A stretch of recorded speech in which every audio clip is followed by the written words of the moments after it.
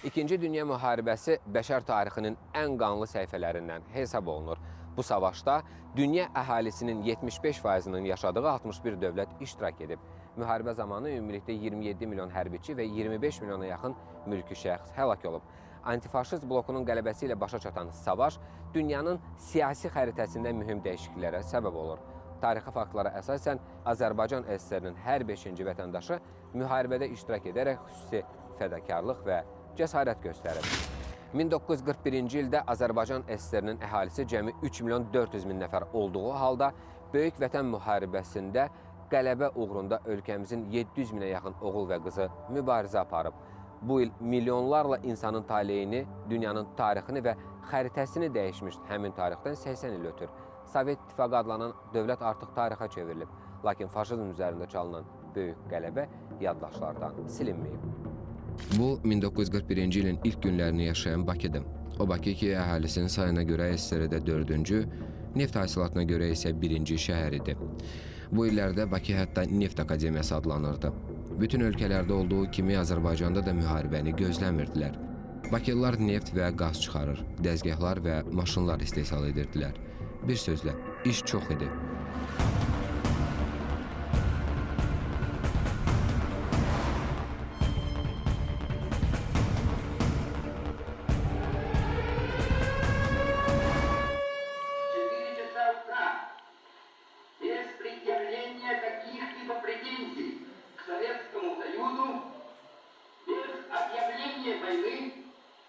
Германские войска напали на нашу страну, атаковали наши границы во многих местах.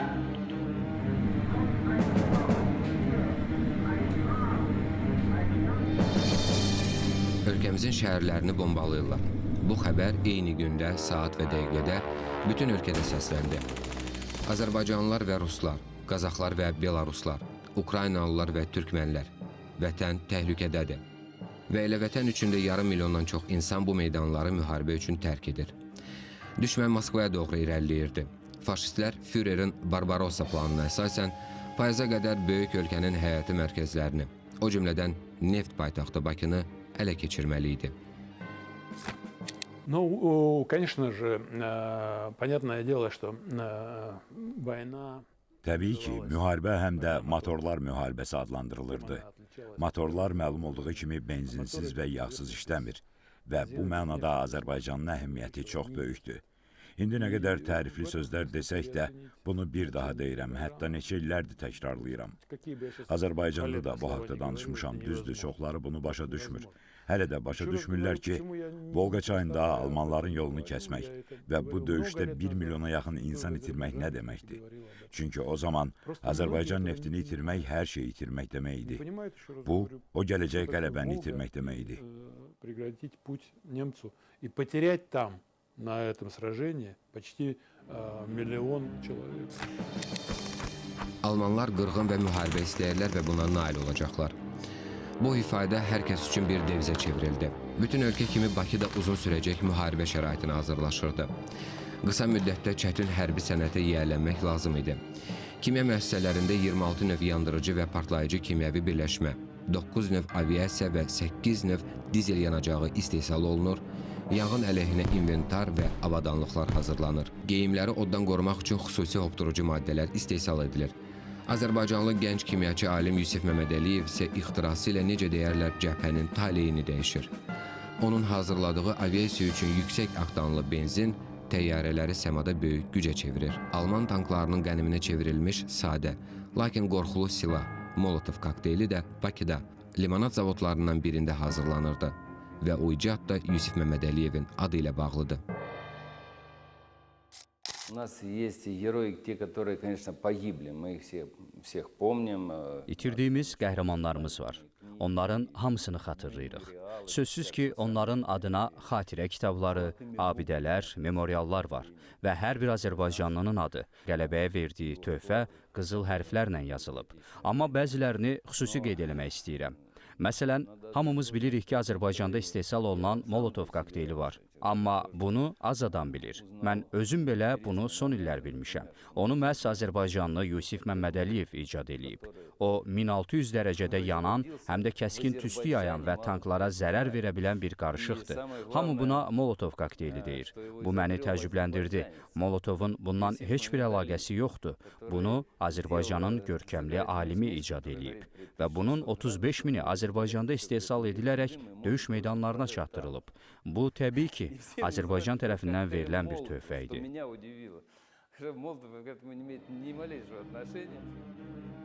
Cəbhə üçün hər kəs əlindən gələni edirdi. Müharibənin ikinci ilinin əvvəllərində Bakılılar Müdafiə Fonduna 20 milyon rubl, milyonlarla üst geyimi, müxtəlif isti geyimlər, 100 minlərlə çəkmə vermişdilər.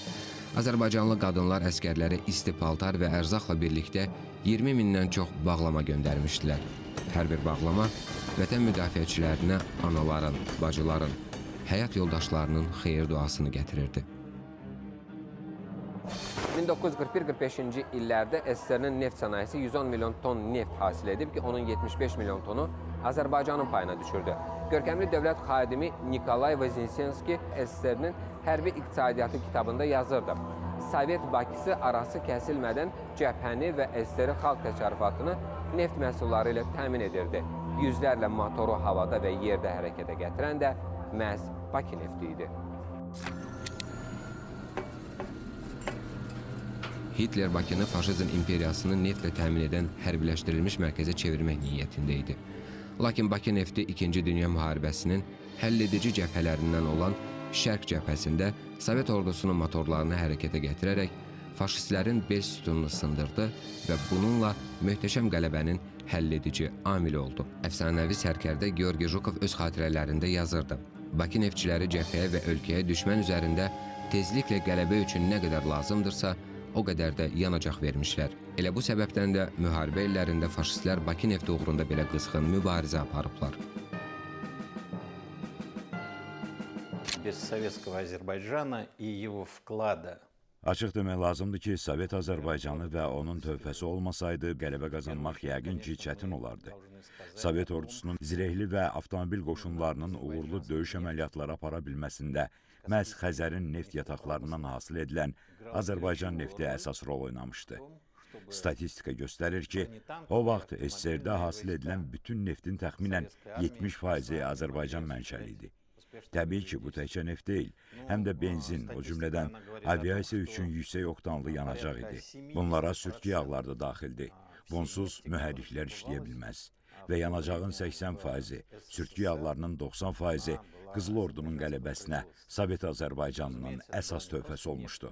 Ona görə də bir daha təkrar edirəm ki, Azərbaycan nefti olmasaydı, biz faşist Almaniyasının məğlubiyyətinə nə nail ola, nə də qələbə qazana bilərdik.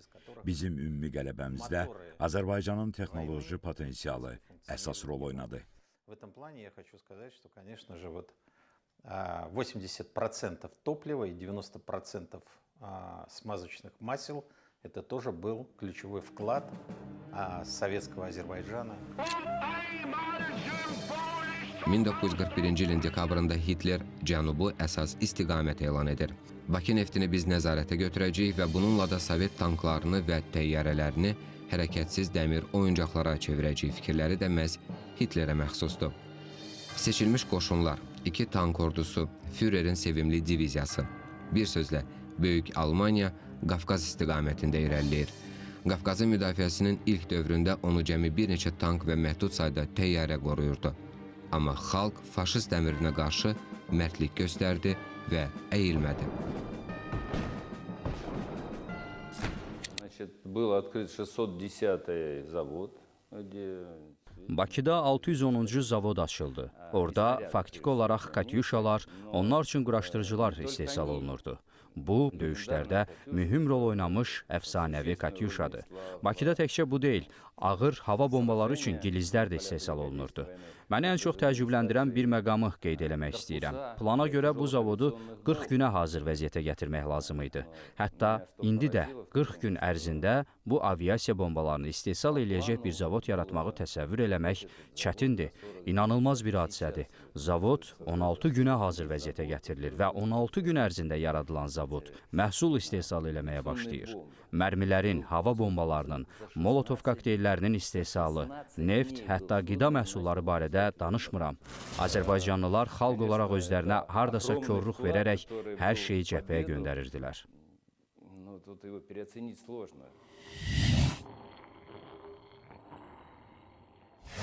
Moskvanın mərkəzindəki Qələbə muzeyinin önündəyik. Bu muzey Rusiyanın 2-ci Dünya müharibəsi mövzusunda əsas, dünyanın isə ən böyük hərbi tarix muzeylərindən biridir. Bugün muzey tarixi saxtalaşdırmaq cəhdlərinə qarşı duran aparıcı qurumlardan biri olmaqla yanaşı, həm də yeni nəsil vətənpərvərlik tərbiyəsi mərkəzi də hesab olunur. Və bu məkanda da qələbədə Azərbaycanın rolunu əks etdirən tarixi faktlar var.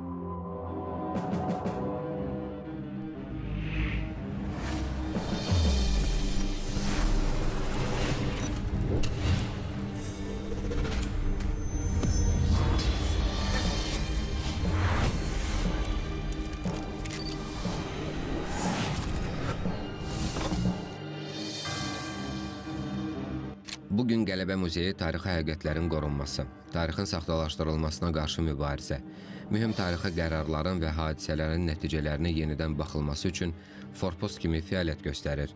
Muzeydə Azərbaycanın 2-ci Dünya müharibəsində qazanılan qələbədə rolunu da əks etdirən nümunələr var. Вклад азербайджанского народа, он велик. Muzeyimizdə keçirilən ekskursiyalarda, sərgilərdə, ekspozisiyalarda Azərbaycanın rolu haqqında danışırıq. Ziyarətçilərimizə hərbi əməliyyatlar vaxtı Azərbaycanın arxa cəbhə kimi necə mühüm olduğundan, lazımi silah-sursatın, hərbi texnikanın, döyüş maşınlarının, məşhur Katyuşanın, reaktiv yaylım atəş sistemlərinin, hərbi geyimlərin bu ölkədə istehsal olunduğundan bəhs edirik. Buna uyğun olaraq Azərbaycan xalqının nümayəndələrinin töhfələrindən, fədakarlığından, kütləvi qəhrəmanlığından danışırıq. Və bunları muzeyimizdə göstərərək biz əslində müəyyən dərəcədə bir missiyanı yerinə yetiririk. Ümumi tariximizi yeni nəsillərə ötürmüş oluruq. Çünki bu bizim ümumi qələbəmizdir.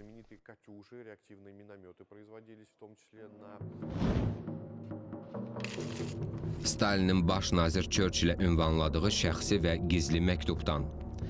Bizim Qafqaz cəbhəsindəki vəziyyət oktyabrdakı vəziyyətlə müqayisədə bir qədər pisləşib.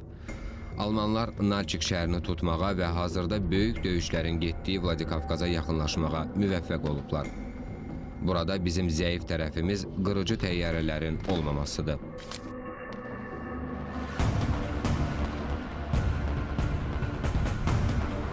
Qafqaz zirvəsindən Almanlar artıq Bakının neft buruqlarını görə bilirdilər. Bir məqamı da qeyd edək. SSR-yə qarşı təcavüzə başlamazdan əvvəl faşist Almaniyasının planlarında əsas məqsədlərdən biri də Wehrmachtın ehtiyaclarını Qafqaz nefti vasitəsilə ödəmək idi. 3-cü Reyxin rəhbərliyi Maykop, Qrozny və Bakını ələ keçirməyi və neft mədənlərinə nəzarət etməyi planlaşdırırdı. Elə hər şey də buna doğru gedirdi. Maykop şəhəri yanır. Ölkə daha bir neft mənbəyini itirirdi. Bakı neftçilərinin çiyninə isə daha böyük yük düşürdü. Sovet İttifaqının himnini bəstələyən Mixalkovun da yazdığı kimi, çənlərdə uzaq Bakıdan gələn benzin olmasa, nəhəng maşınlar yerindən tərpənməz. Bildiyim qədər Kursk döyüşləri üçün 206 min tondan çox neft məhsulları göndərilib ki, bunun sayəsində tanklarımız həmin döyüşdə qalib gəldi. Stalingrad döyüşünə 147 min ton neft çatdırılıb. Təsəvvür eləyin ki, bunlar olmasaydı nələr olardı? Düşünmək belə çətindir. Bakıdan başqa cəbhəni neftlə təmin edəcək şəhər yox idi. Almanlar strateji planı necə düzgün qurmağı bilirdilər. Bakıya tələsmələri isə təsadüfi deyildi. Onların hazırladıkları bu plan, Edelweiss planı, Bakının işğalını, Cənub əməliyyatının əsas olduğunu göstərirdi.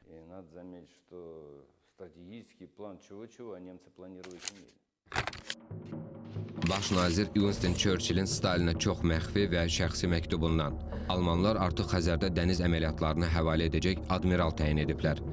Onlar Mahaçqalanı əsas hərbi dəniz bazası seçiblər. İtaliyanın sualtı qayıqları, torpeda katerləri və mina axtaran gəmiləri də daxil olmaqla 20-yə yaxın gəmi Mariupoldan Xəzər dənizi istiqamətinə dəmir yolu ilə daşınacaq.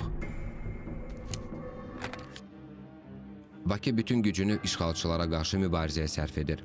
Müharibə illərində Bakıda 75 milyon ton neft, aviasiya benzininin 80%, liqron və kerosinin 90%, bütün avtomobillərin mühərrikləri üçün zəruri olan avtomobil və traktor yağlarının 96% istehsal edilib. Qəhrəmanlıqlarına görə yüzlərlə Bakı neftçisi orden və medallarla təltif olunub. Начинал рядовым под Москвой, а потом закончил курсы артиллерийские. Atam Katyuşanın idarəçilərindən olub və bu o zamanlar gizli bir konstruksiya hesab olunurdu. Katyuşa ciddi ixtiradır ki, o da mahiyyət etibarilə yanacaq sürtkü materiallarının təmin etdiyi reaktiv mühərrikə əsaslanırdı və Azərbaycan təbii ki, bunlara yaxşı bələd olduğu üçün bu işdə birincilik nümayiş etdirməsi təəccüblü deyil. Çünki Bakıda Neft-Qaz İnstitutu var idi. Azərbaycan həm də təkcə neft və qaz deyil, təbii ki, ilk növbədə mümbit ərazidir. Xəzər dənizidir, tranzitdir, logistikadır. Azərbaycan ümumən qədim İpək yolunun mərkəzində yerləşir. Təbii ki, bu Hitleri narahat edirdi. Понятно, что для гитлеровской Германии выход Faşist Almaniyası üçün Bakı neft yataqları və onların ələ keçirilməsi Wehrmacht baş qərargahı tərəfindən planlaşdırılan bütöv bir sıra əməliyyatların strateji vəzifəsi idi. Əsas məqsəd ön və arxa cəbhəni neft və onun emal məhsulları ilə təminatdan məhrum etmək idi. Qafqazın ələ keçirilməsi Hitlerə, Almanların 1941-ci ilin sonunda Moskvanı necə tutmağı planlaşdırdığından heç də az vacib olmayan strateji vəzifə kimi görünürdü. Biz bilirik ki, Böyük Vətən müharibəsi zamanı baş verən əsas döyüşlərdən biri də Qafqaz uğrunda olub. Hitlerin strateqləri Sovet İttifaqının ümumi strateji hərbi potensialında Azərbaycanın və orada hasil edilən neftin bütövlükdə Azərbaycan sənayesinin əhəmiyyətini dərk edirdilər. Ona görə də Wehrmachtın Sovet Azərbaycanını ələ keçirmək və Bakıya daxil olmaq cəhdlərinin qarşısı alındı. Çıxarılan milyonlarla ton neft cəbhə bölgələrinə çatdırılmalı idi. Bu səbəblə 500 min tanker Bakı nefti ilə cəbhəyə yola salındı. Bundan əlavə dəmir yolçular vaqonlarla yarım milyona yaxın quru yük göndərdilər. Sonralar isə neft həm də su yolları ilə yola salınırdı. Bunlar heç də sadə hərbi yollar deyildi. Neftin cəbhəyə çatması üçün saysız maneə aşmaq lazım idi. Müharibənin ən çətin dönüş nöqtəsi zamanı Bakı Cənub cəbhəsinə hərbi texnikanın çatdırıldığı yeganə məntəqə olaraq qalırdı. Bakı limanının aydın, fasiləsiz işləməsi Cənubdakı uğurlu hərbi əməliyyatların əsas halqalarından birinə çevrildi. Arxa cəbhə əskərləri gecə-gündüz çalışırlar. Şəhərdə təhlükəsizliyi tam təmin etmək üçün insanlar demək olar ki, qaranlıqda işləməli olurlar.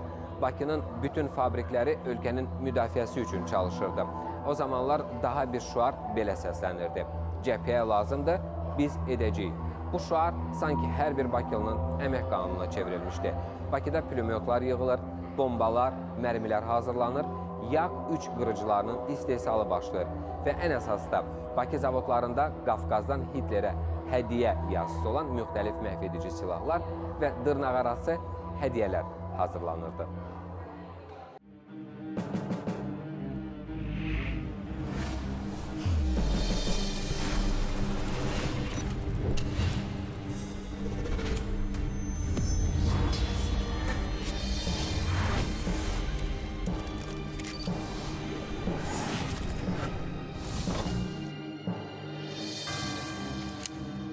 Bir sözlə, təmirdən sonra hərbi texnika cəbhəyə qayıdırdı. Eyni zamanda hər gün qatarlar Bakıya yaralıları gətirirdi. 1942-ci ilin sonunda Bakıda artıq 41 hərbi hospital yerləşdirilmişdi. Bakının xəstəxana və sanatoriyalarında 1,5 milyondan artıq döyüşçü müalicə alıb, yenidən həyata qaytarılıb. Danılmaz faktdır.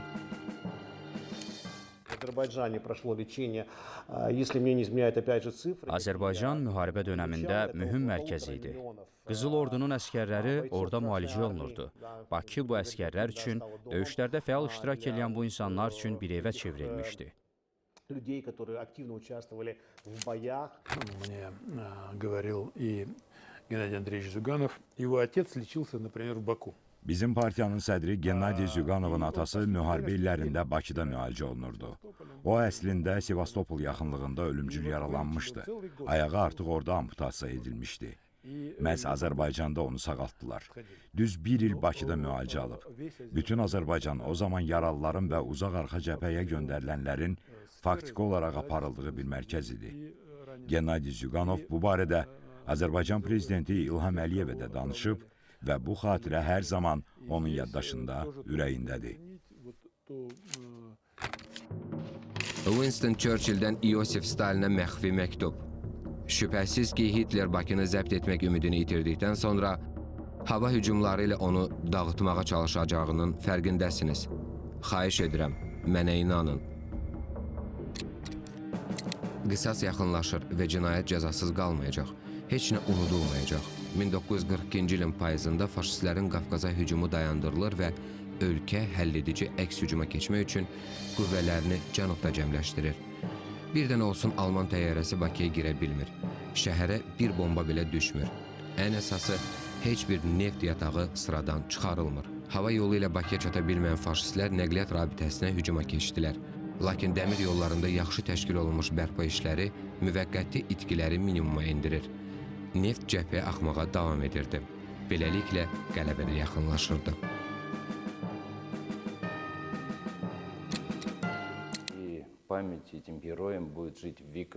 Bu qəhrəmanların xatirəsi əsrlər boyu yaşayacaq. Azərbaycanın itkisi bütün Amerika Birləşmiş Ştatlarının itkisi ilə müqayisə edilə bilər. Mən əminəm ki, Azərbaycan olmasaydı, Sovet İttifaqının müharibədə qalib gəlməsi çətin, bəlkə də mümkünsüz olardı. Yeri gəlmişkən, o vaxt Bakı Sovetlər İttifaqında yeganə neft hasil edən şəhər idi.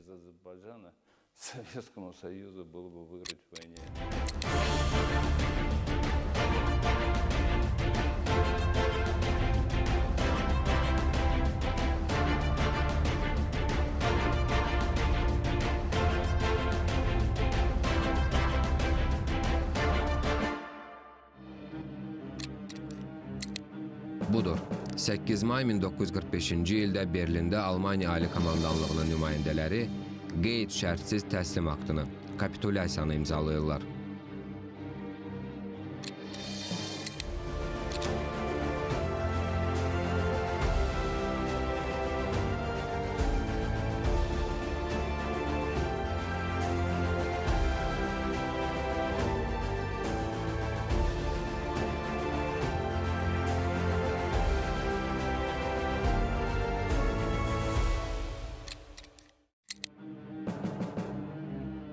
Azərbaycan təkcə qələbə nefti hasil etməklə kifayətlənmir. Respublikamızın qələbəyə verdiyi əvəzsiz töhfəni təsəvvür etmək üçün rəqəmlərə nəzər salmaq kifayət edir. Azərbaycandan orduya 600 mindən çox insan səfərbər edilib. Bunun 11 mindən çoxu qadın olub. Müharibədə onların yarıdan çoxu həlak olub. Krım, Ukrayna və Litvanın azad edilməsində fərqləndiyinə görə Simferopol diviziyası fəxri adını almış 77-ci. Qafqaz uğrunda döyüşlərdə heyətinin böyük hissəsini itirmiş, sonradan 416-cı diviziya ilə birləşdirilmiş 402-ci. Belqrad diviziyası fəxri adı ilə tanınmış 223-cü. Ukrayna, Polşa və Çexoslovakiyanın azad edilməsində iştirak etmiş 271-ci və Şimali Qafqazın azad edilməsində böyük rol oynamış Taganrog diviziyası fəxri adını almış, 1945-ci ildə Berlinə ilk daxil olmuş hərbi hissələrdən biri 416-cı diviziya Azərbaycanın milli diviziyaları olub. Əhmədiyyə Cəbrayılov, Mehdi Hüseynzadə, Nasir Abdullayev, Məmməd Bağırov və bir çox qəhrəman Azərbaycan oğulları partizan hərəkatına qoşularaq igidlik göstəriblər.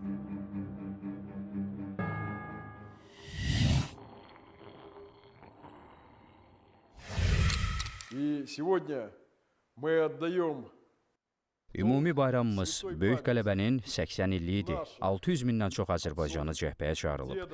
Azərbaycanın 40-dan çox Sovet İttifaqı qəhrəmanı var. Bugün çiyin-çiyinə vuruşan ata və babalarımızın, onların Azərbaycanlı qardaşlarının müqəddəs xatirəsini ehtiramla yad eləyirik və hər bir Azərbaycanlı ailəsində o müharibənin iştirakçıları var. O vaxt 1945-ci ildə 80 il bundan əvvəl canından keçənlər və ya qələbə ilə gələnlər var. Bu da bizi birləşdirir. Bu müqəddəs xatirədir. В 1945-м, 80 лет назад. Это, конечно, колоссальный вклад. Biz Azərbaycan SSR-də yaşayanların tövhəsini yaxşı bilirik və təbii ki, 2 dəfə Sovet İttifaqı qəhrəmanı, öz bacarığı ilə nasist Almaniyasını darmadağın edən general-mayor Həzi Aslanovu unutmur. Qəhrəmanların bir çoxunun xatirəsi abidələrdə, insanların yaddaşında, qələbə salnaməsində əbədiləşdirilir. Xüsusilə Qafqazdan Berlinə gedən 416-cı Taganrog diviziyası ilə fəxr edirik. Rostov bölgəsindəki məşhur Sambek yüksəkliyi memorialı da 130-cu və 416-cı Azərbaycan diviziyalarının döyüşən Azərbaycanlıların xatirəsini yaşadır.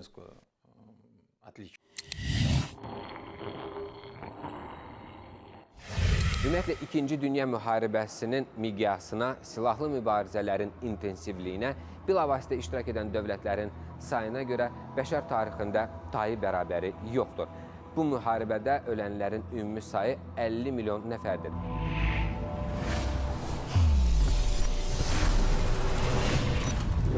Azərbaycanın qəhrəman övladları şücaət göstərib, xalqımızın qəhrəmanlığını dünyaya nümayiş etdiriblər və bu qələbədə Azərbaycan xalqının da böyük payı var. Yosif Stalin deyirdi ki, neft, benzin, dizel yanacağı olmasa bütün hərbi texnika hərəkətsiz qalar. Əminliklə demək olar ki, neft müharibənin qanı sayılırdı. Həmin dövrdə Sovet İttifaqı üzrə 80, dünya üzrə isə neft hasilatının 50%-i məhz Azərbaycanın payına düşürdü. Bugün artıq SSR mövcud deyil, lakin əldə olunan qələbədə Azərbaycanın rolu müstəsnadır və bütün deyilənlərdən də bir daha aydın olur ki, Bakı nefti olmasaydı, faşizm Almaniyası üzərində qələbə də olmazdı.